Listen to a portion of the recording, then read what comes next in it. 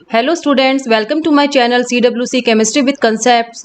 आज के इस वीडियो में मैं आपके लिए इलेक्ट्रिसिटी पार्ट 2 लेकर आई हूँ। पार्ट फर्स्ट में अपन ने पोटेंशियल डिफरेंस, इलेक्ट्रिक करंट क्या होता है उसके बारे में पढ़ा है। पोटेंशियल डिफरेंस और इलेक्ट्रिक करंट जो है वो ओम्स लॉ के लिए उसका नॉलेज होना बहुत ज़रूरी है। आज हम जो है आपको ओम्स लॉ के बारे में बताएंगे। ओम्स लॉ क्या है?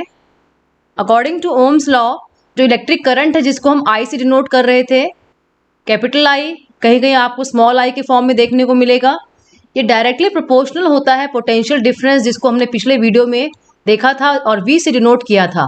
पोटेंशियल डिफरेंस जिसको हम वी कहते हैं और करंट जो है उसको हम आई या स्मॉल आई के फॉर्म में लिखते हैं। जब इन दोनों के बीच में एक ग्राफ बनाते हैं हम इस तरह से, तो हमें एक स्ट्रेट लाइन मिलती है। ये हमारा वी है और ये हमारा आई है। स्ट्रेट लाइन का मतलब है कि अगर v बढ़ेगा तो i भी बढ़ेगा और v घटेगा तो i भी घटेगा। बीच में जो ये साइन है इसको प्रोपोर्शनैलिटी साइन कहते हैं। जब ये साइन हटता है तो एक कांस्टेंट का, मैंने भी आपको बताया कि v is directly proportional to i है। v बढ़ेगा तो i भी बढ़ेगा, v घटेगा, पोटेंशियल डिफरेंस अगर कम होगा तो i भी कम होगा। उम्मीद करती हूँ आपको पहले वाले वीडियो में जो पोटेंशियल डिफरेंस मैंने बताया था वो याद होगा। एक आपको शॉर्ट रिकैप दे देती हूँ। एक वायर है जो कंडक्टर है। मैंने कहा था जब तक दोनों एंड है, ये इसके दोनों एंड्स हैं, वायर के अंदर इलेक्ट्रॉन्स होते हैं, वो इलेक्ट्रॉन फ्लो करते हैं एक पर्टिकुलर डायरेक्शन में। लेकिन जब तक इस वायर को हम सेल से कनेक्ट नहीं करेंगे, जब तक इन इलेक्ट्रॉन्स को एनर्जी नहीं मिलेगी, वो इलेक्ट्रॉन एक पर्टिकुलर डायरेक्शन में फ्लो नहीं करेंगे। इलेक्ट्रॉन्स का एक पर्टिकुलर डायरेक्शन में फ्लो करना ही हम इसको इलेक्ट्रिक करंट कहते हैं। जैसे इसको सेल से कनेक्ट कर दिया जाता है इस वायर को, तो एक पोटेंशियल डिफरेंस क्रिएट होता है दोनों एंड्स के बीच में और इलेक्ट्रॉन का मूवमेंट, इलेक्ट्रॉन का फ्लो शुरू हो जाता है। तो ये पोटेंशियल डिफरेंस है, ये रिस्पॉन्सिबल होता है करंट के, इलेक्ट्रॉन के फ्लो के लिए। इसलिए V is directly proportional to I है। प्रोपोर्शनैलिटी का साइन हम हटाते हैं तो वहाँ R पुट करते हैं, तो V is equal to IR हो जाता है। यहाँ से हम I निकालेंगे तो ये हो जाएगा हमारा V upon R। V is equal to IR। Ohm's law जो है हमारा इंडिकेट करता है ये। R जो है कांस्टेंट है जिसको हम रेजिस्टेंस कहते हैं। रेजिस्टेंस होता क्या है? हम बात कर रहे हैं कंडक्टर की, मेटल्स की। मेटल्स जो होते हैं सारे कंडक्टर होते हैं, लेकिन मेटल्स भी बहुत तरह के होते हैं। तो उनके एक प्रॉपर्टी होती है, जब इलेक्ट्रॉन मेटल के अंदर, वायर के अंदर फ्लो कर रहा है उस समय क्या होता है, जब इलेक्ट्रॉन ये मूव करना शुरू करते हैं, इलेक्ट्रॉन जब मूवमेंट करते हैं इस कंडक्टर, इस वायर के अंदर से, तो वो आपस में टकराते हैं। उसके अंदर प्रोटॉन्स हैं, उनसे भी टकराते हैं। तो इलेक्ट्रॉन के मूवमेंट में थोड़ा सा ऑब्जेक्शन होता है, थोड़ा सा कंट्रोल होता है, जिसको हम रेजिस्टेंस कहते हैं। ये हर कंडक्टर के लिए अलग अलग होता है। सिल्वर है, उसके अंदर जो इलेक्ट्रॉन फ्लो हो रहे हैं उनको जो अपोजिशन मिल रहा है वो अलग है। गोल्ड में अलग है, आयरन में अलग है। हर मेटल जो होता है उसकी अलग प्रॉपर्टी होती है इलेक्ट्रॉन्स के फ्लो को कंट्रोल करने की, जिसको हम रेजिस्टेंस कहते हैं। और जिस इंस्ट्रूमेंट को, जिस डिवाइस को हम लगाते हैं सर्किट में इलेक्ट्रिक करंट को कंट्रोल करने के लिए, उसको हम रजिस्टर कहते हैं। ये रजिस्टर जो है आपके घर में, आपको किसी भी अप्लायंस के रूप में, टीवी, फ्रिज, कूलर के रूप में हम कह सकते हैं। तो जहाँ भी वर्ड रजिस्टर आएगा, अगर आपको क्लियरली समझ में नहीं आ रहा रजिस्टर कौन है, तो कोई भी अप्लायंस जिसको हम घर में काम में लेते हैं, बल्ब से लेकर AC तक, कोई भी अप्लायंसेस जो है जिसके अंदर से करंट फ्लो होता है उसको हम रजिस्टर कह सकते हैं। इस फॉर्मूले से हम R की वैल्यू निकाल लेंगे। R इज इक्वल टू हमारा हो जाएगा V अपॉन I। V जो है पोटेंशियल डिफरेंस है, इसको हम वोल्ट में मेजर करते थे, और I जो है इसको हम एम्पियर में मेजर करते हैं। तो रेजिस्टेंस जो होगा उसकी यूनिट हो जाएगी वोल्ट पर एम्पियर, जिसको हम कहते हैं ओम। और सिंबल जो रिप्रेजेंट होता है ओम को दिखाने के लिए वो इस तरह से होता है। ग्रीक वर्ड है ये ओम, जो रेजिस्टेंस की यूनिट है। यहाँ दिखा रखा है रेजिस्टेंस, देखिए। ये बैटरी कनेक्ट है। जैसे बैटरी कनेक्ट होगी, एक पोटेंशियल डिफरेंस जो है इस वायर के दोनों एंड में जनरेट हो जाएगा।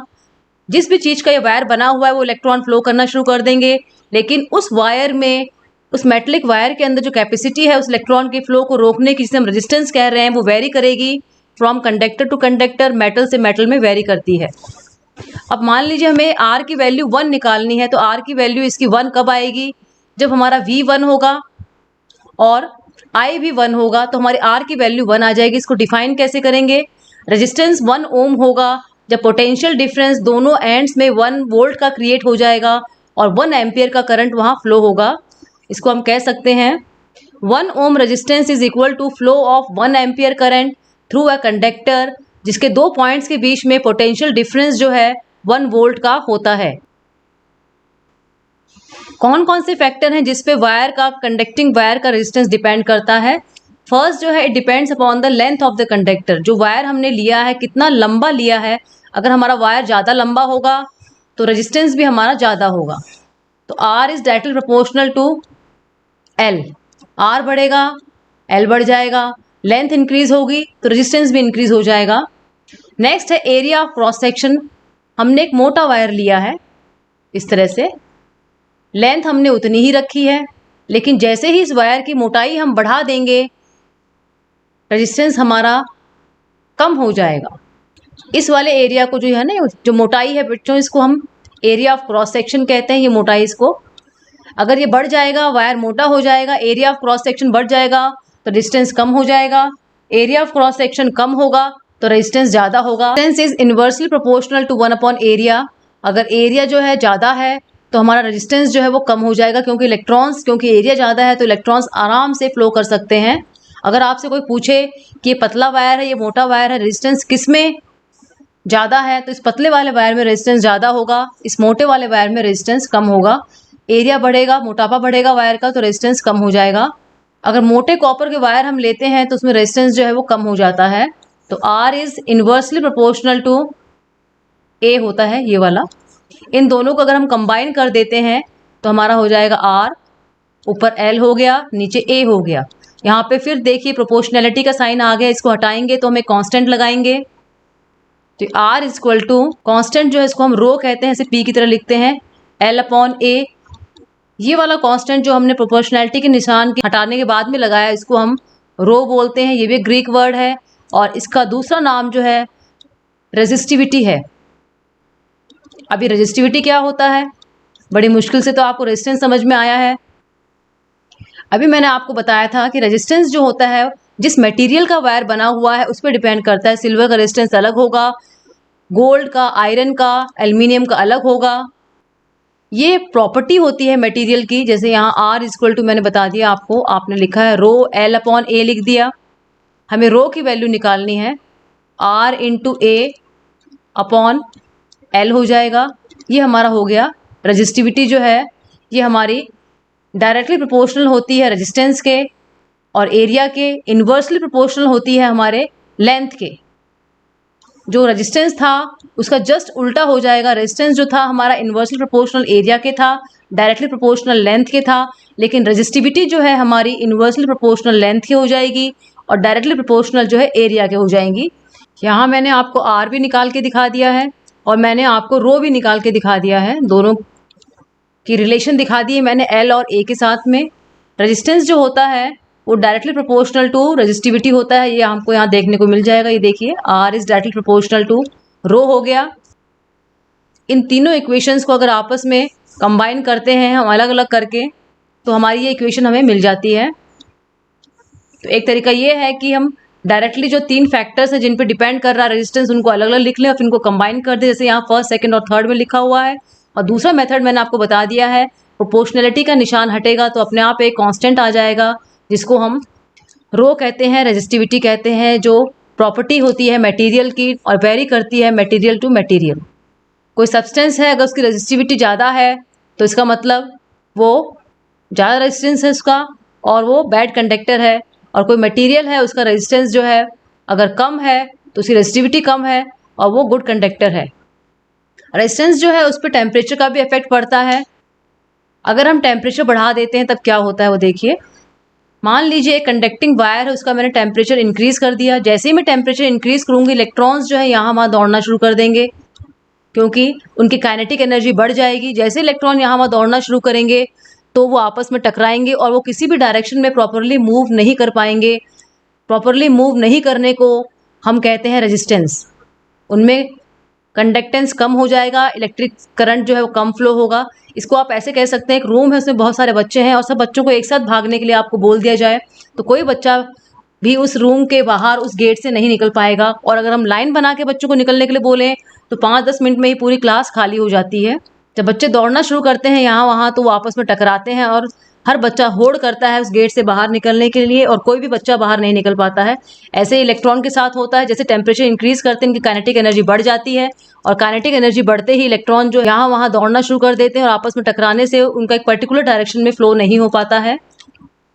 टेम्परेचर बढ़ने से रेजिस्टेंस बढ़ता है और टेम्परेचर कम होने से रेजिस्टेंस कम हो जाता है।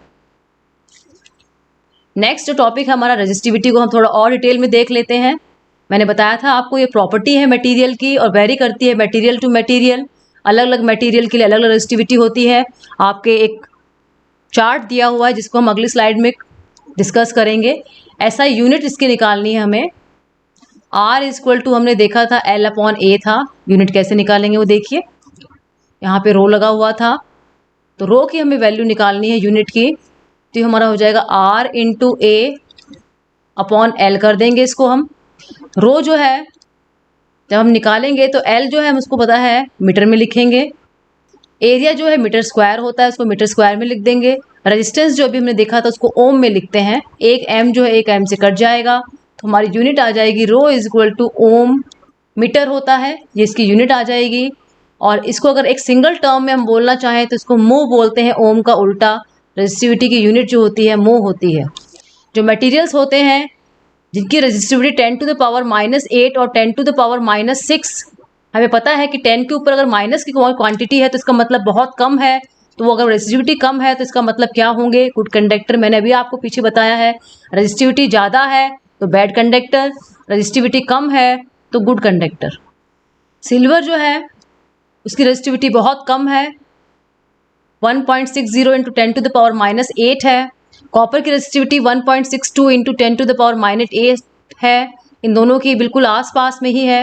ये देखिए, जब तक हम इसकी यूनिट नहीं लिखते हैं तब तक हमें पता नहीं चलता कि हम रेजिस्टेंस की बात कर रहे हैं या रेजिस्टिविटी की बात कर रहे हैं। अगर ये रेजिस्टेंस होता तो यहाँ सिर्फ ओम लिखा हुआ होता, ये ओम मीटर लिखा हुआ है, इसका मतलब ये रेजिस्टिविटी है। सिल्वर और कॉपर दोनों की रेजिस्टिविटी बहुत कम है, इसलिए गुड कंडक्टर्स हैं। रबर एंड ग्लास हमें पता है कि इंसुलेटर है, बैड कंडक्टर है।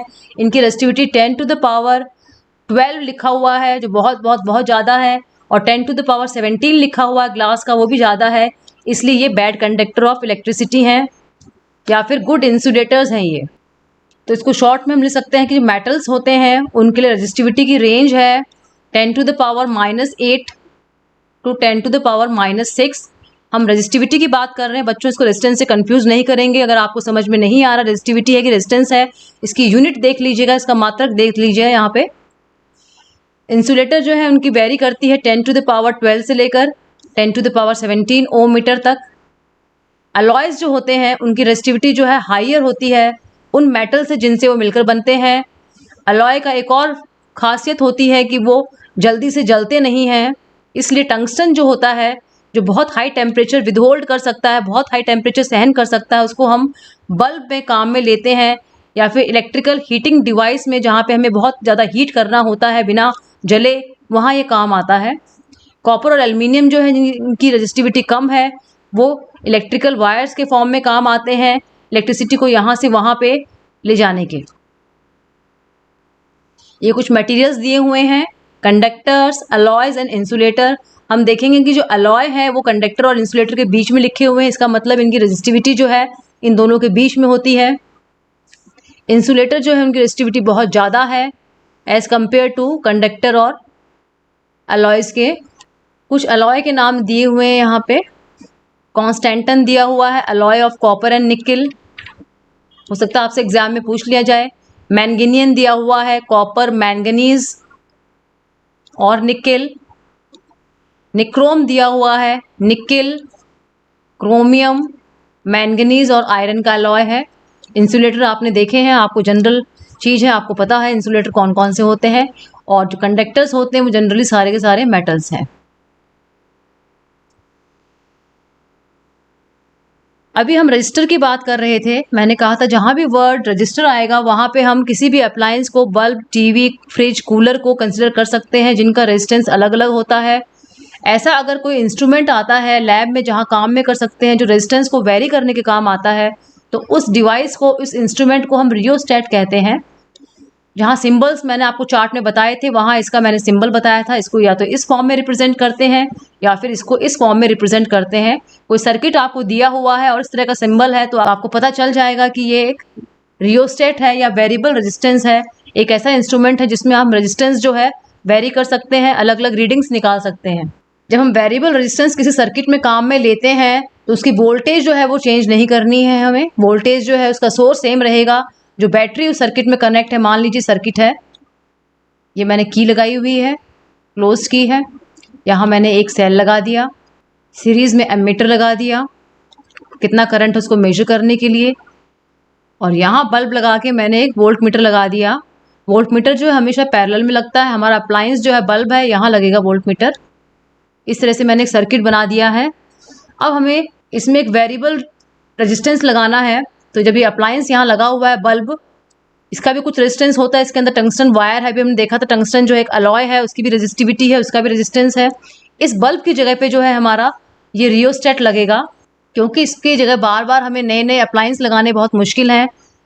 फ्रिज की रेजिस्टेंस अलग होगा, टीवी का अलग होगा, बल्ब, फैन, एसी सबका रेजिस्टेंस अलग होता है। जब हम प्रैक्टिकल्स करते हैं लैब में तो इन सब चीज़ों को यहाँ पे लगा के इसकी रीडिंग्स नहीं निकाल सकते हैं। तो यहाँ पे एक इंस्ट्रूमेंट या डिवाइस लगाते हैं जिसको रियोस्टेट बोलते हैं। उस पर अलग अलग प्लग होते हैं जिनको ऑन ऑफ करके हम रेजिस्टेंस बढ़ा सकते हैं, घटा सकते हैं। अब हम जनरल बात करते हैं कि किस तरह से आपके घर में जो है अप्लायंसेस लगे हुए हैं, घर में जो कनेक्शन हो रखा है इलेक्ट्रिसिटी का वो सीरीज में है या पैरेलल में है। जब हम घर की बात करते हैं तो हम नाम लेते हैं टीवी, फ्रिज, कूलर का, और जो हम यही चीज़ प्रैक्टिकली करते हैं तो टीवी, कूलर, फ्रिज नाम न लेकर हम वहाँ नाम लेंगे रजिस्टर, क्योंकि टीवी का रेजिस्टेंस अलग है, कूलर का अलग है, फ्रिज का अलग है। तो हमारे पास 3 तरह के रजिस्टर हो गए। मैंने एक सर्किट डायग्राम बनाया हुआ है, ये देखिए, इसमें 3 रजिस्टर लगाए हुए हैं या 3 अप्लायंस बोल सकते हैं आप। एक बल्ब बोल दीजिए, कूलर बोल दीजिए, एक फ्रिज बोल दीजिए। R1, R2, R3 तीनों का रेजिस्टेंस अलग अलग है। वोल्ट मीटर को हमें पता है कि अप्लायंस जो होते हैं उसके पैरेलल में कनेक्ट करते हैं। ये 3 अप्लायंस हैं, इसके पैरेलल मैंने वोल्ट मीटर को कनेक्ट कर दिया है। एमीटर को जो हमेशा सीरीज में कनेक्ट करते हैं, ये देखिए मैंने एमीटर को सीरीज में कनेक्ट किया है। इसका पॉजिटिव पार्ट जो है वो पॉजिटिव से कनेक्ट होगा और नेगेटिव पार्ट जो है यहाँ से आके जो है नेगेटिव से कनेक्ट होगा, उस साइड से आकर। ये एक प्लग लगा हुआ है ऑन ऑफ करने के लिए। इलेक्ट्रिक करंट जो है हमेशा पॉजिटिव से नेगेटिव की तरफ फ्लो करता है, उसको दिखाने के लिए ये डायरेक्शन बना हुआ है करंट का। और इलेक्ट्रॉन्स जो है वो हमेशा नेगेटिव से पॉजिटिव की तरफ फ्लो करेंगे। करंट का डायरेक्शन और इलेक्ट्रॉन का डायरेक्शन जो है अपोजिट होता है। एमीटर को यहाँ पे क्यों लगाया है, क्योंकि जो करंट यहाँ से फ्लो हो रहा है, ये बैटरी जो लगी हुई है, ये इसको हम सेल नहीं बोलेंगे क्योंकि कई सेल लगे हुए हैं इसमें। ये बैटरी है, बैटरी जो लगी हुई है इसके अंदर जो करंट फ्लो हो रहा है, जो करंट दे रही है, जो एनर्जी दे रही है, इसको मेजर करने के लिए यहाँ पे एमीटर लगा हुआ है। वोल्टेज को मेजर करने के लिए यहाँ वोल्ट मीटर लगा हुआ है। अब देखिए होता क्या है, करंट जो है यहाँ से फ्लो होकर यहाँ एंटर कर रहा है। ध्यान से देखेंगे बच्चों, ये करंट जो है पहले R1 में गया, उसके बाद ये R2 में गया और उसके बाद में R3 में गया और फिर निकल कर दोबारा ये बैटरी के इस वाले माइनस वाले एंड में आ गया। ये कब होगा, जब हम रेजिस्टेंस को सीरीज में एक के बाद एक ज्वाइन करेंगे। तो इसमें हमने क्या देखा कि जो I है, करंट है, वो सबके लिए बराबर है। अब हम ये कह सकते हैं कि हमारा जो R1 है, मान लीजिए मैंने यहाँ R1 में कितना वोल्टेज जा रहा है उसको नापने के लिए मैंने एक वोल्ट मीटर लगा दिया नया V1। R2 के वोल्टेज को मेजर करने के लिए मैंने वोल्ट मीटर लगा दिया V2। और R3 के वोल्टेज को मेजर करने के लिए, क्योंकि हमारे 3 तरह के अप्लायंसेज हैं, आपको पता है जिस वोल्ट पे बल्ब काम करता है उसी वोल्ट पर टीवी और फ्रिज जो है वो काम कर भी सकते हैं और नहीं भी कर सकते हैं। तो तीनों का वोल्टेज जो है मैंने V1, V2 और V3 बता दिया।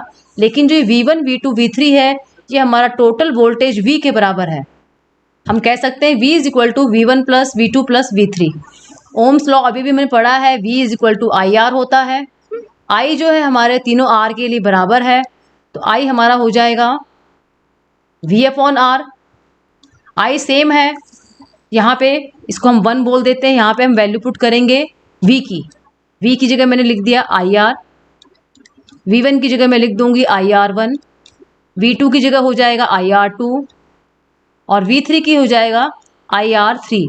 मैंने सब में I क्यों लिखा है बच्चों, आपको समझ में आ गया होगा कि करंट जो है पहले R1 में एंटर कर रहा है, फिर R2 में, फिर R3 में, करंट जो है सेम है।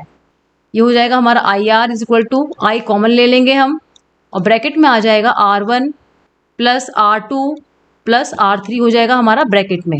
आई हम काट देंगे तो टोटल रेजिस्टेंस जो है R, यहाँ हम S लिख सकते हैं सीरीज के लिए, ये हमारा R1 plus R2 plus R3 के बराबर हो जाएगा। इसका मतलब टोटल रेजिस्टेंस जो है वो हमेशा ज़्यादा आएगा इंडिविजुअल रेजिस्टेंस से। इंडिविजुअल रेजिस्टेंस कौन कौन से हैं? R1 है, R2 है, R3 है। इनको जोड़ने से हमारा टोटल रेजिस्टेंस आता है। इसका मतलब अगर सीरीज में कोई भी इंस्ट्रूमेंट लगा हुआ है तो रेजिस्टेंस जो है बढ़ जाएगा। रेजिस्टेंस बढ़ने का मतलब है उसके अंदर से इलेक्ट्रिसिटी बहुत कम फ्लो होगी, वो ठीक से काम नहीं करेगा। अब हम जो है पैरेलल में लगा के देखते हैं कि हमारे इंस्ट्रूमेंट्स अगर पैरेलल में लगे हुए हैं तो वो ठीक रहेगा हमारे लिए, या फिर सीरीज में लगे हुए थे वो ठीक था। मैंने आपको बता दिया कि सीरीज में जब इंस्ट्रूमेंट हमारे लगे होंगे, रजिस्टर लगे होंगे, तो टोटल रेजिस्टेंस जो है वो इंडिविजुअल रेजिस्टेंस का ऐड हो जाएगा और हमारा टोटल रेजिस्टेंस निकल आएगा। इसमें देखिए यहाँ पे बैटरी लगी हुई है, करंट फ्लो हो रहा है। करंट हमेशा पॉजिटिव टर्मिनल से नेगेटिव टर्मिनल की तरफ फ्लो होता है। अब यहाँ पे देखिए जैसे ही आई यहाँ पे एंटर हुआ, ये 3 पार्ट में बट गया। ये I1 हो गया, ये I2 हो गया, ये I3 हो गया। लेकिन वोल्टेज जो है V जो है तीनों के लिए सेम है, क्योंकि ये तीनों के पैरेलल में लगा हुआ है। तो इसमें जो है पैरेलल वाले में V जो है सबके लिए सेम रहेगा। I जो है हमारा चेंज हो गया, टोटल करंट I था वो 3 पार्ट्स में बट गया, I1 plus I2 plus I3। तो टोटल करंट को हम लिख सकते हैं I1 plus I2 plus I3। Ammeter लगा हुआ है सीरीज में, वोल्ट मीटर लगा हुआ है पैरेलल में। ये प्लग है ऑन ऑफ करने के लिए।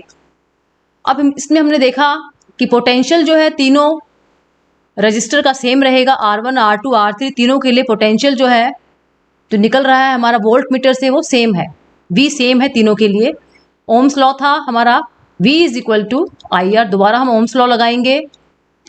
V सबके लिए सेम है, I हमारा डिफरेंट है, तो I की जगह हम लिख देंगे I1 plus I2 plus I3। इसको हम ऐसे भी लिख सकते हैं क्योंकि हम I निकाल रहे हैं, तो हमारा हो जाएगा V अपॉन R हो जाएगा। R भी हमारे पास 3 है, तो हमारा I इज इक्वल टू हो जाएगा, तो हमारा I हो जाएगा V अपॉन R। ये वैल्यू हम यहाँ पुट कर देंगे, ये V अपॉन R हो जाएगा। ये हो जाएगा हमारा V अपॉन R1, ये हमारा हो जाएगा V अपॉन R2, और ये वाला हो जाएगा हमारा V अपॉन R3। कॉमन निकाल लेंगे। कॉमन निकालने के बाद में हमारा V कट जाएगा, तो हमारा आ जाएगा 1 upon R is equal to 1 upon R1 plus 1 upon R2 plus 1 upon R3। अगर और भी रेजिस्टेंस लगे हुए हैं, इसमें रजिस्टर लगे हुए हैं, तो 1 अपॉन Rn तक लिख सकते हैं हम। तो यहाँ हमने देखा कि जो टोटल रेजिस्टेंस है वो इंडिविजुअल रेजिस्टेंस से कम हो गया है। कम कैसे हो गया है? इंडिविजुअल रेजिस्टेंस हमारा R1 था, R2 था और R3 था, और जो टोटल हो गया 1 अपॉन R। हमें पता है कि 1 अपॉन R1 की वैल्यू जो है वो R1 से कम ही आएगी, तो रेजिस्टेंस जो है पैरेलल में कम हो जाता है और सीरीज में बढ़ जाता है। इसलिए पैरेलल कॉम्बिनेशन जो होता है उसी में हमारे सारे इंस्ट्रूमेंट्स जो घर के होते हैं, कनेक्शंस होते हैं, पैरेलल में किए जाते हैं ताकि रेजिस्टेंस डिक्रीज हो जाए और जितनी भी इलेक्ट्रिसिटी है वो उस अप्लायंस को, उस टीवी, फ्रिज, कूलर को चलने में हेल्प करे। जब उनको पैरेलल में कनेक्ट करते हैं तो उनका कंबाइंड रेजिस्टेंस है वो कम हो जाता है, और जब सीरीज में करते हैं तब उनका कंबाइंड रेजिस्टेंस ज़्यादा हो जाता है। इसलिए इंस्ट्रूमेंट्स जो हैं घर में, अप्लायंसेस को पैरेलल में ही कनेक्ट किया जाता है। ये सीरीज और पैरेलल में दिखा रखे हैं। यहाँ 2 बल्ब है। मैंने आपको बताया था कोई भी सर्किट होता है उसमें सबसे इजी अप्लायंस जो हम काम में ले सकते हैं वो बल्ब है, क्योंकि यहाँ टीवी, फ्रिज को हम नहीं दिखा सकते हैं। बल्ब जो है एक तरह के रजिस्टर का काम कर रहा है, क्योंकि इनका रेजिस्टेंस जो होगा वो अलग होगा। 2 वाट का बल्ब है, एक 4 वाट का है, तो दोनों का रेजिस्टेंस जो है अलग अलग होगा। देखने में सेम है लेकिन इनके वॉट अलग अलग हैं, तो रेजिस्टर अलग अलग हो जाएगा। ये देखिए यहाँ पे सीरीज में कनेक्ट है, अगल बगल में सेल लगा हुआ है, और ये ऊपर नीचे कनेक्ट है, तो ये पैरेलल है। और ये सेल, ये वाला और ये वाला, जो तीनों हमें पैरेलल में दिखाई दे रहे हैं। पैरेलल में कंबाइन करते हैं तो उनके फायदे क्या हैं, ये हमने देखा था सीरीज कनेक्शन। अब यहाँ से मान लीजिए इलेक्ट्रिक करंट एंटर कर रहा है, और ये वाला इंस्ट्रूमेंट जो था हमारा, ये रजिस्टर था हमारा, खराब हो गया। अब ये खराब हो गया, इसका मतलब इस वाले पार्ट का और इस वाले पार्ट का कनेक्शन जो है टूट गया। हमारे इन दोनों रेजिस्टेंस में, इन दोनों अप्लायंस में इलेक्ट्रिक करंट पहुंचेगा ही नहीं। आप समझ रहे हैं बच्चों मैं क्या कहना चाह रही हूँ? क्योंकि इलेक्ट्रिक करंट जो जा रहा था पहले इस रजिस्टर में से होकर जा रहा था, उसके बाद यहाँ पहुँच रहा था 2 नंबर पे, फिर 3 नंबर पे पहुँच रहा था। जैसे इस वायर में कोई खराबी आ गई ये वाला जो एंड है और ये वाला एंड जो है, इनका कनेक्शन जो है टूट गया। अब इलेक्ट्रिसिटी जो है आगे फ्लो नहीं होगी। इस एक इंस्ट्रूमेंट के खराब होने के कारण हमारे दोनों इंस्ट्रूमेंट काम में नहीं करेंगे। और अगर पैरेलल में होता तब क्या होता, ये देखिए, ये हमारा पैरेलल है, यहाँ से करंट एंटर करा हमारा। अब मान लीजिए ये वाला खराब हो गया, इन दोनों को इससे कोई मतलब नहीं, तो खराब है तो खराब पड़ा रहे। करंट जो है यहाँ पे 3 पार्ट में डिवाइड हो रहा था। हमने देखा था I1 था, दूसरा हमारा I2 था और तीसरा हमारा I3 था। थोड़ा करंट I1 में जा रहा था, वो खराब हो गया, कोई बात नहीं। जो बचा हुआ करंट है वो I2 और I3 में आराम से चला जाएगा और ये दोनों इंस्ट्रूमेंट जो है हमारे काम करेंगे। ये कब करेंगे, जब पैरेलल में लगे होंगे। और सीरीज में एक खराब होते ही हमारी सारी सीरीज खराब हो जाएगी, दूसरे इंस्ट्रूमेंट्स काम नहीं करेंगे। ये चीज़ आपने बच्चों बहुत अच्छी तरह से देखी है, दिवाली के समय आपको देखने को मिलता है। जो आप लाइटनिंग करते हैं घर में, अगर उसमें एक बल्ब खराब हो जाता है तो आगे के सारे बल्ब नहीं जलते हैं। इलेक्ट्रिशियन जो होता है उसको बहुत मेहनत करनी पड़ती है कि कौन सा बल्ब जो है खराब है, क्योंकि आगे वाले तो जल ही नहीं रहे हैं। तो हर बल्ब को चेक करता है, उसके बाद में जब दोबारा कनेक्शन ठीक करता है तब जाकर आगे वाले बल्ब जो हैं वो जलने शुरू होते हैं, क्योंकि सारे के सारे बल्ब जो हैं सीरीज में लगे हुए हैं। करंट एंटर कर रहा था एक बल्ब के अंदर, फिर दूसरे के, फिर तीसरे के अंदर। कोई बल्ब अगर बीच में खराब हो जाता है तो उसके आगे वाले बल्ब्स को करंट नहीं मिल पाता है। अब मान लीजिए बल्ब की जगह मैंने यहाँ लगा दिया AC लगा दिया, और यहाँ लगा दिया मैंने फ्रिज, और यहाँ लगा दिया मैंने कूलर। करंट जो है हमारा पहले AC में एंटर कर रहा था, मान लीजिए AC में खराबी आ गई कोई। बच्चों, ये फ्रिज की स्पेलिंग सही कर लीजिएगा, जल्दबाजी में मैंने गलत लिख दिया आपको। ये है फ्रिज की स्पेलिंग। अब देखिए क्या हो रहा था कि करंट जो है पहले AC में एंटर कर रहा था। अगर हमारे सारे इंस्ट्रूमेंट्स जो है सीरीज में लगे हुए हैं, AC हमारा खराब हो गया। अब बेचारे फ्रिज और कूलर भी नहीं चलेंगे, आपको न ठंडा पानी मिलेगा न ठंडी हवा मिलेगी। अब मान लीजिए यही AC, कूलर और फ्रिज पैरेलल में लगे हुए होते और हमारा AC खराब हो गया, तो कोई फर्क नहीं पड़ता। थोड़ा करंट जो फ्रिज में भी जा रहा है, कूलर में भी जा रहा है, हम ठंडा पानी भी पी सकते हैं और ठंडी हवा भी खा सकते हैं। इसमें एक और नुकसान हमारा ये है कि मान लीजिए इलेक्ट्रिशियन जो है हमारा यहीं पे बटन लगा के चला गया, मेन बटन उसने हमारे यहाँ लगा दिया, हमें AC नहीं चलाना है, हमने बटन ऑफ कर दिया। अब बेचारे कूलर और फ्रिज भी नहीं चलेंगे, क्योंकि इसके अंदर से ही इलेक्ट्रिसिटी जा रही है। जो सीरीज कनेक्शन है उसमें सारे डिवाइस जो है उनको एक ही करंट मिल रहा है, सेम करंट मिल रहा है। जिसको थोड़ा चाहिए उसको भी उतना ही मिल रहा है, जिसको ज़्यादा चाहिए उसको भी उतना ही मिल रहा है। लेकिन जब पैरेलल होता है तो उसमें क्या होता है, AC को ज़्यादा चाहिए तो AC ज़्यादा ले लेता है, फ्रिज को कम चाहिए तो फ्रिज कम ले लेता है, कूलर को कम चाहिए तो कूलर और कम ले लेता है, अपने रिक्वायरमेंट के हिसाब से ले लेता है। जबकि सीरीज में जो करंट एंटर हो रहा है वो सबके अंदर से सेम ही एंटर होगा। इसीलिए हमारे घर में जो भी इंस्ट्रूमेंट्स हैं, जो भी अप्लायंसेज हैं, वो सब के सब जो है पैरेलल में कनेक्टेड होते हैं, क्योंकि अगर सीरीज में कनेक्ट कर दिए जाएंगे तो एक खराब होते ही सारे के सारे खराब हो जाएंगे। आप इनके एडवांटेजेस जो होती हैं पैरेलल में कनेक्ट करने की, उनको शॉर्ट फॉर्म में लिख सकते हैं। सीरीज में अगर एक कंपोनेंट फेल होता है, पूरा सर्किट जो है खराब हो जाता है और हमारे कोई भी इंस्ट्रूमेंट काम नहीं करते हैं। दूसरा लिख सकते हैं कि जो डिफरेंट अप्लायंसेज हैं, मैंने आपको बच्चों दोबारा रिमाइंड करवा रही हूँ, अप्लायंसेज का मतलब होता है रजिस्टर। मैंने आपको पहले भी कहा था, जब प्रैक्टिकल करते हैं, हम छोटी जगह पे काम करते हैं, तब उसको हम रजिस्टर कहते हैं, क्योंकि एक बॉक्स के रूप में हम काम में लेते हैं। और घर में अगर हम रजिस्टर देखना चाहें कि घर में किसको रजिस्टर बोलेंगे, तो हमारे जो इंस्ट्रूमेंट्स हैं, जो अप्लायंसेज हैं, उनको रजिस्टर बोलेंगे, क्योंकि सबका रेजिस्टेंस अलग अलग है।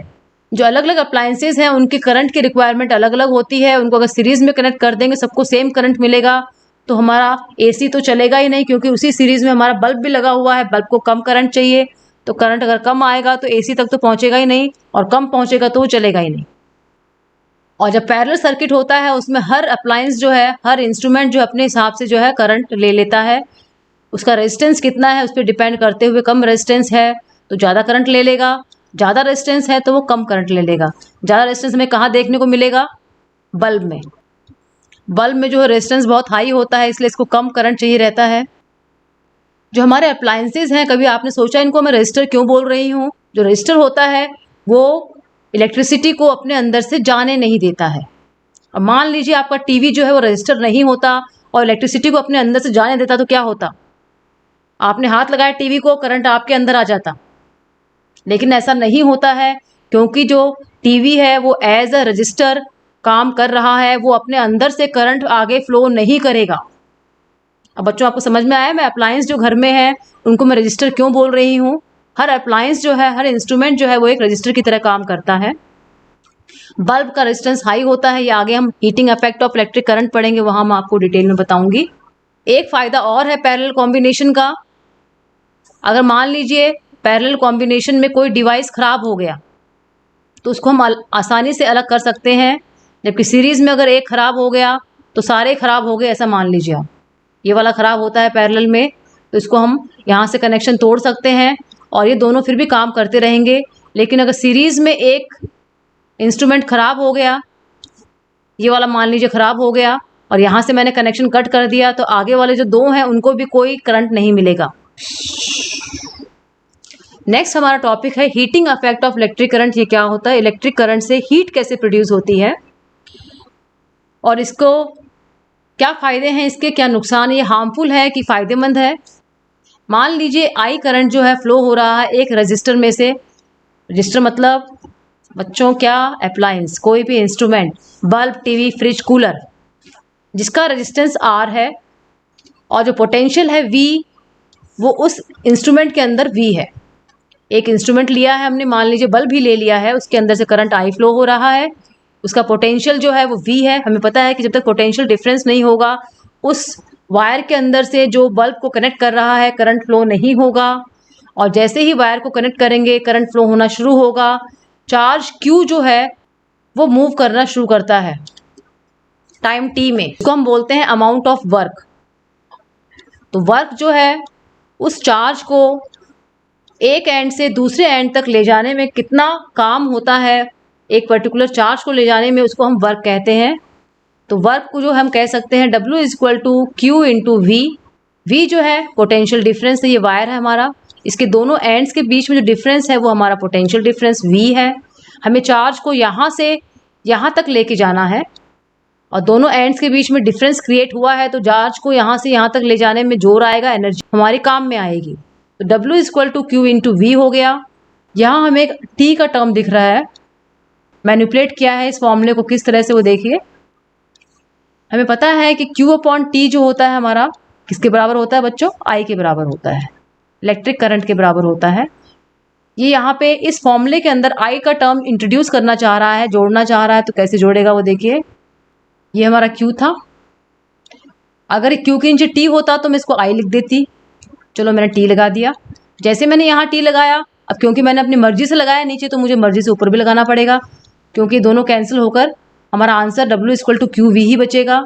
अब हम इसको लिख सकते हैं W is equal to Q upon T की जगह मैं I लिख दूंगी, V को V लिख दूंगी और T को T लिख दूंगी, तो हमारा फॉर्मूला बन गया W is equal to I V T और W is equal to V I T, जहाँ V पोटेंशियल है, I जो है करंट है, T is equal to time है। बच्चों आपको समझ में आया मैंने कैसे निकाला है। ये W के फॉर्मूले को, वर्क वाले फॉर्मूले को ये थोड़ा मॉडिफाई करना चाह रहा है, ये इसके अंदर I जो टर्म इंट्रोड्यूस करना चाह रहा है, लेकिन I हमारा कब आएगा, जब हमें Q के नीचे T दिखाई देगा। तो इसने Q के नीचे T दिखा दिया, लेकिन यहाँ अपनी मर्जी से हम कुछ नहीं लिख सकते हैं फॉर्मूले में, इसलिए इसने मल्टीप्लाई भी कर दिया T से, क्योंकि T और T कट के हमारा आंसर Q ही आ जाएगा। तो हमारा फॉर्मूला बन जाएगा W is equal to V I. तो वर्क जो है, जो बैटरी कर रही है, वर्क कौन करता है पोटेंशियल डिफरेंस क्रिएट करने का, बैटरी करती है। तो जो वर्क किया है बैटरी ने वो हमारा वी आई टी के बराबर है। और बैटरी में ये एनर्जी कहाँ से आती है, मैंने अपने प्रीवियस वीडियो में आपको बताया है कि बैटरी के अंदर केमिकल्स भरे होते हैं, जो केमिकल्स आपस में रिएक्ट करके एनर्जी क्रिएट होती है। जो बैटरी की केमिकल एनर्जी है वो कन्वर्ट हो जाती है उसकी हीट एनर्जी में, क्योंकि W जो है उससे वर्क करने से क्या प्रोड्यूस हो रहा है, हमारा एनर्जी प्रोड्यूस हो रही है। और एनर्जी जो है हीट एनर्जी, उसका एक फॉर्म है, तो हम W की जगह जो है H लिख सकते हैं। यहाँ पे दोबारा देखिए मैंने कैसे लिखा। वर्क जो है करने के लिए हमें एनर्जी की रिक्वायरमेंट होती है, हीट भी एक फॉर्म ऑफ एनर्जी है, जितनी एनर्जी हम यूज़ करेंगे उतना ही काम हम करेंगे। तो E को जो है हम H भी लिख सकते हैं, heat energy, H is heat. H is equal to हमारा फॉर्मूला हो जाएगा वी आई टी, जो W is equal to V I T था, W की जगह मैंने H लिख दिया है।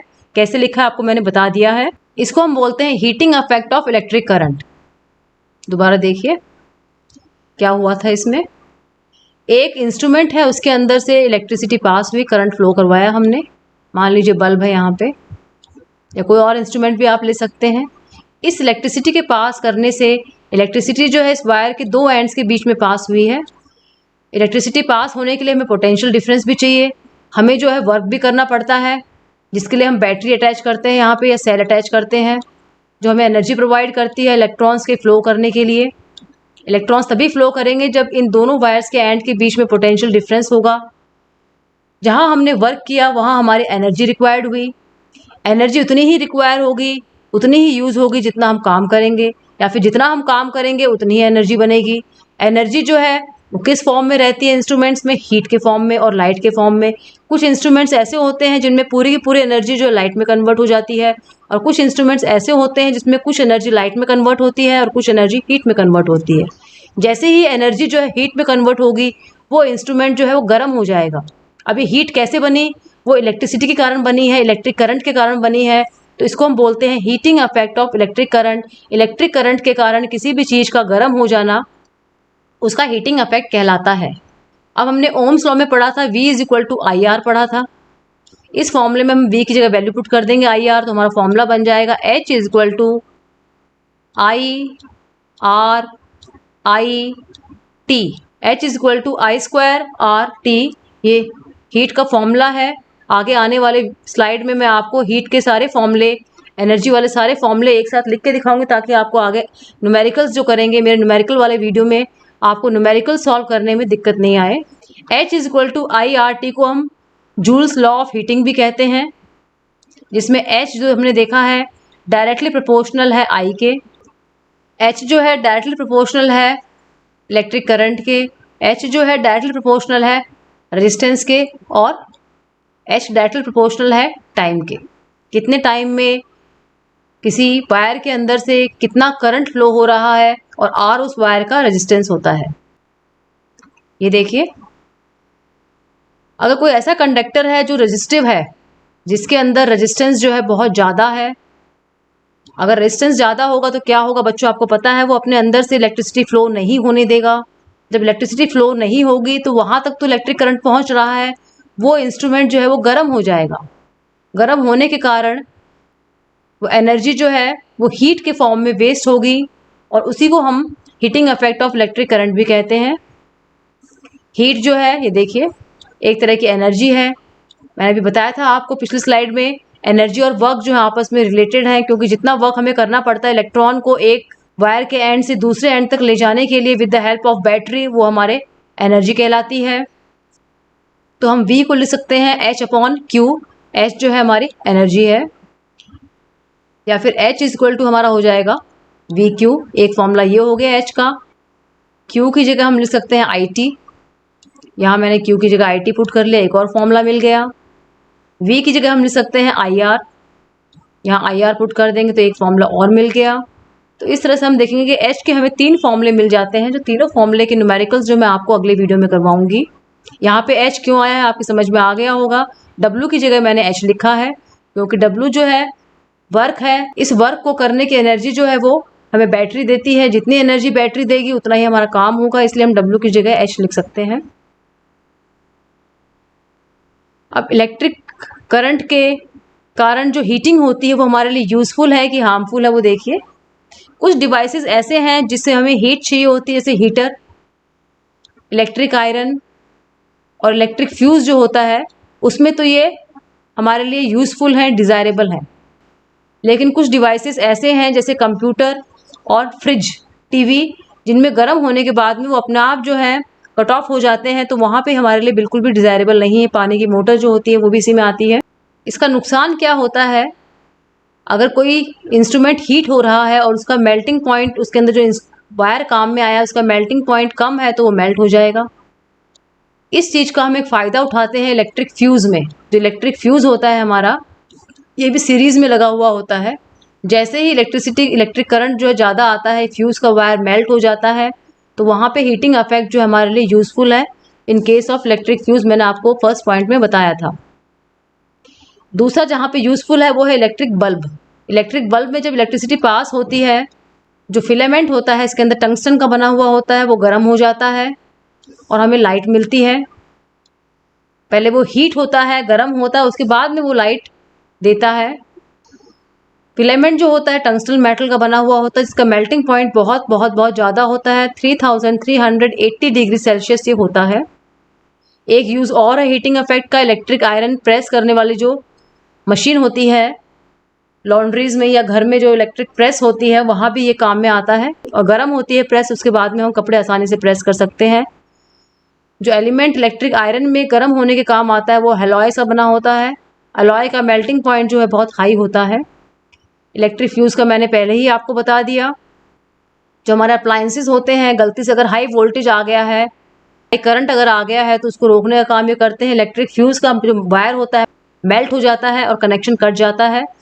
इसको इसलिए सीरीज़ में लगाते हैं। ये हमारा फ्यूज़ है। अगर आपसे क्वेश्चन आता है फ्यूज़ को सीरीज़ में क्यों लगाते हैं, तो आप कह सकते हैं कि जितने भी हमारे इंस्ट्रूमेंट हैं घर में, उसके साथ में सीरीज़ में इसलिए लगता है क्योंकि अगर ज़्यादा इलेक्ट्रिक करंट आया तो इसका वायर मेल्ट हो जाएगा और आगे करंट नहीं फ्लो हो पाएगा। फ्यूज़ को अगर हम पैरेलल में लगा देंगे तो हमारे सारे खराब हो जाएंगे। ये भी एक अलॉय का बना होता है। एल्युमिनियम, कॉपर, आयरन और लेड इसमें मिक्स होते हैं। हाई वोल्टेज आते ही ये मेल्ट हो जाता है और हमारे इलेक्ट्रिक अप्लायंसेस को खराब होने से बचा लेता है। ये कुछ यूज़ लिखे हुए हैं फ्यूज़ के लिए, फ्यूज़ क्यों लगता है, कैसे बनता है। 3 मेटल्स दिए हुए हैं, इनका अलॉय है ये। हमेशा सीरीज़ में मैंने आपको बता दिया है। इसका मेल्टिंग पॉइंट लो होता है, थोड़ा सा ही करंट आते ही जो हमारे इंस्ट्रूमेंट की कैपेसिटी ज़्यादा है ये मेल्ट हो जाता है। अप्लायंसेस जो होते हैं उनकी करंट कैपेसिटी से थोड़ा सा ज़्यादा होता है इसका कैपेसिटी, और करंट एक्स्ट्रा आते ही इसके मेल्ट होने से हमारे अप्लायंसेस जो है वो ख़राब होने से बच जाते हैं। 1 एम्पियर, 2 एम्पियर, 5 एम्पियर, इस अलग अलग कैपेसिटी है फ्यूज़ की। डिपेंड करता है हमने कौन सा अप्लायंस काम में लिया हुआ है।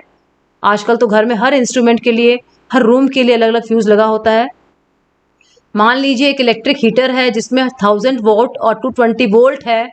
इलेक्ट्रिक करंट कितना होगा, उसके अंदर से करंट कितना फ्लो हो रहा है हमें निकालना है। उसकी पावर बता दी इसने और उसका वोल्टेज बता दिया। तो करंट निकालने के लिए हम पावर को ऊपर लिख देंगे और वोल्टेज को नीचे लिख देंगे। पावर हमारी 1000 है और वोल्टेज 220 है, तो हमारा आंसर आ जाएगा 4.5 एम्पियर करंट जो है इस हीटर के अंदर से फ्लो हो रहा है। तो हमें फ्यूज़ अगर लगाना है तो कितने एम्पियर का हम लगाएंगे फ्यूज़, थोड़ा सा बढ़ा देंगे इससे, 4.8 एम्पियर का लगा सकते हैं या फिर आप 5 एम्पियर का लगा सकते हैं फ्यूज़, क्योंकि पहले जो करंट है वो फ्यूज़ में एंटर करेगा और उसके बाद जो है वो हमारे अप्लायंसेस में एंटर करेगा, क्योंकि ये सीरीज़ में लगा हुआ है अप्लायंसेस के साथ में। लेकिन अगर हम 4.5 से कम का लगा देंगे तो ये पहले ही पिघल जाएगा नॉर्मल इलेक्ट्रिसिटी पास होते ही। नेक्स्ट हमारा टॉपिक जो है इलेक्ट्रिक पावर है। पर यूनिट टाइम में कितनी इलेक्ट्रिक एनर्जी कंज्यूम होती है एक सर्किट के द्वारा, उसको इलेक्ट्रिक पावर कहते हैं। कोई भी सर्किट है, सर्किट की बात हम पहले वीडियोस में कर चुके हैं। एक इलेक्ट्रिक सर्किट कितनी एनर्जी कंज्यूम करता है, उस सर्किट में हमारा कोई भी अप्लायंस अटैच हो सकता है। पर यूनिट टाइम में उसको हम इसको इलेक्ट्रिक पावर कहते हैं। पावर की यूनिट जो होती है वॉट होती है। एनर्जी अपॉन टाइम इसका फॉर्मूला है। एनर्जी की जगह हम VIT लिख सकते हैं। P is equal to VI, एक और फॉर्मूला निकल गया इसका। V की जगह हम IR लिख देंगे तो एक फॉर्मूला और निकल जाएगा IR लिखने पे। H के भी अलग अलग फॉर्मूले दिए हुए हैं, या तो डायरेक्टली आप H वाले फॉर्मूले पुट करके लगा लीजिए। एनर्जी और H सेम है, ये भी हीट एनर्जी है और E भी एनर्जी है। तो P is equal to E upon T, जहाँ लिखा हुआ है वहाँ E की जगह हम VI लिख देंगे तो हमारा नेक्स्ट फॉर्मूला निकल आएगा। E की जगह हम I² RT लिखाएंगे तो हमारा ये वाला फॉर्मूला निकल आएगा। और H की जगह या E की जगह दोनों सेम ही है, V² T अपॉन R लिख देंगे तो हमारा एक फॉर्मूला और निकल आएगा। ये पावर के तीनों फॉर्मूले हो गए, एक ये रहा, एक ये रहा और एक ये रहा। 1 2 3 और ये सिंपल वाला फॉर्मूला 4, जो हमने अलग अलग H पुट करके निकाले हैं। एक H हमारा ये है, एक ये रहा और एक ये रहा। इलेक्ट्रिक पावर की यूनिट जो होती है वॉट, मैंने आपको बता दी है। एक वॉट जो होती है 1 वोल्ट इंटू एम्पियर होती है। किलो वॉट, क्योंकि वॉट बहुत छोटी यूनिट है तो हम किलो वॉट में जनरली चीज़ों को मेजर करते हैं। किलो वॉट जैसे केजी में 1000 होता है, किलो में 1000 हम पुट कर देंगे तो 1000 वॉट हो जाएगा। एनर्जी की यूनिट जो होती है किलो वॉट आर होती है। किलो वॉट की जगह हम 1000 लिख देंगे और एक आर में जो होते हैं 3600 सेकेंड्स होते हैं। इन दोनों को आपस में मल्टीप्लाई करेंगे तो हमारा आंसर आ जाएगा 3.6 × 10⁻⁶ जूल जिसको हम 1 यूनिट कहते हैं। घर में आपका जब रीडिंग लेने आता है इलेक्ट्रिसिटी मैन, तो आप कितनी यूनिट आपकी खर्च हुई है वो देख के जाता है। तो 1 यूनिट जो होती है उसमें 3.6 × 10⁻6 जूल्स होते हैं, जिसे हम 1 kWh या 1 kWh भी कहते हैं। डिवाइस जो है उनके ऊपर किस तरह से नंबर लिखे होते हैं, उनकी रेटिंग कैसे की जाती है, किसके ऊपर वोल्ट लिखना है और वॉट लिखना है, वो देख लीजिए। रेटिंग जो होती है उस डिवाइस की वैल्यू होती है कि उसमें कितनी पावर का है और कितना पोटेंशियल है उस पर।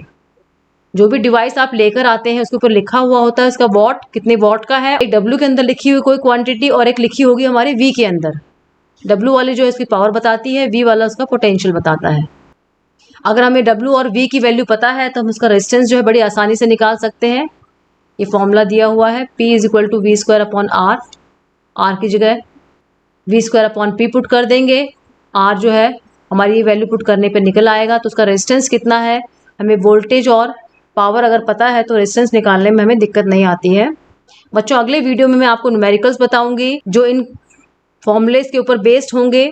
हमने सारा चैप्टर जो है कर लिया है। उम्मीद करती हूँ आपकी समझ में आ गया होगा, कंसेप्ट्स आपके क्लियर हो गए होंगे। आपको अच्छा लगे तो लाइक कीजिएगा, अपने फ्रेंड्स को शेयर कीजिएगा। जिन बच्चों ने अभी तक चैनल सब्सक्राइब नहीं किया, सब्सक्राइब कर दीजिए। बेल आइकन प्रेस कर देंगे तो आपको आगे आने वाले वीडियोस के नोटिफिकेशंस टाइमली मिल जाएंगे। थैंक यू बच्चों।